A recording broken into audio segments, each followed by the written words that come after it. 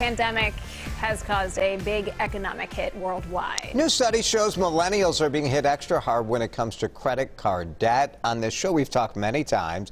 Well, I feel like, Heather, the Mid-Morning is the media defender of millennials. Yes. But millennials have really been incredible when it comes to not overspending, I know there's this idea like, oh, you're wasting your money on avocado toast or something.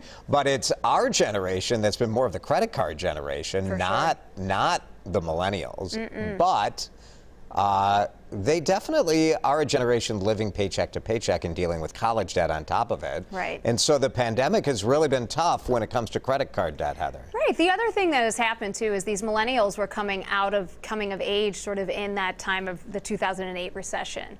So you know that had to hit them. Just the cost of living is now higher, much higher relative to what it was when our parents' generation was coming through. So the wealth that they have generated, the home ownership rates of millennials are lower compared to what Gen Xers were when they were that age, and even compared much more so than what boomers were at that age. So anything that when a pandemic hits or when a recession hits or when economic problems hit, millennials are going to get hit hard. Yeah, I mean, it's no surprise, right? Like if you're renting or you're trying to move into a home, you're taking on more debt.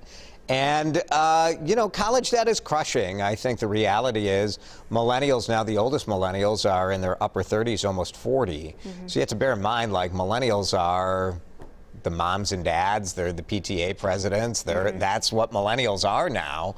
And that age group, it's tough. 56% said their credit card has grown. Right. Now, Gen X, it's not, is this significantly different? I don't know. 53% of Gen X said, hey, so did ours. Right. Of course, Gen X said, does anyone care about us ever? Like, anybody? Nope. No. The boomers, 46%. So this is not like, this is, to me, I don't know how statistically significant it is. It's not, but here's what's also But they blame it on the pandemic way more than anyone else. They do blame it on the pandemic, but the information's a little conflicting because, Jason, we talked about before that the level of savings is up in this country. So if you look, yes, these people are saying, more than half the people are saying, look, my credit card debt has gone up.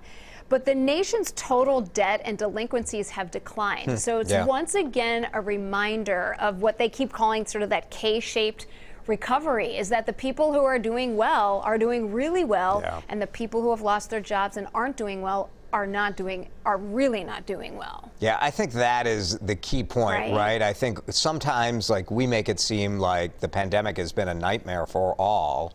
And the truth is, like, and I do think this is, whether you agree with the governor's approach or not with his budget, it is the point he's making that people who are wealthy because of their money in the stock market have been doing great. Right. They've been doing great. And if you're a millennial and you don't have money in the market and you do have college loans you still have to pay, now your credit card is all you have to pay those bills. Yeah. It's a tough one.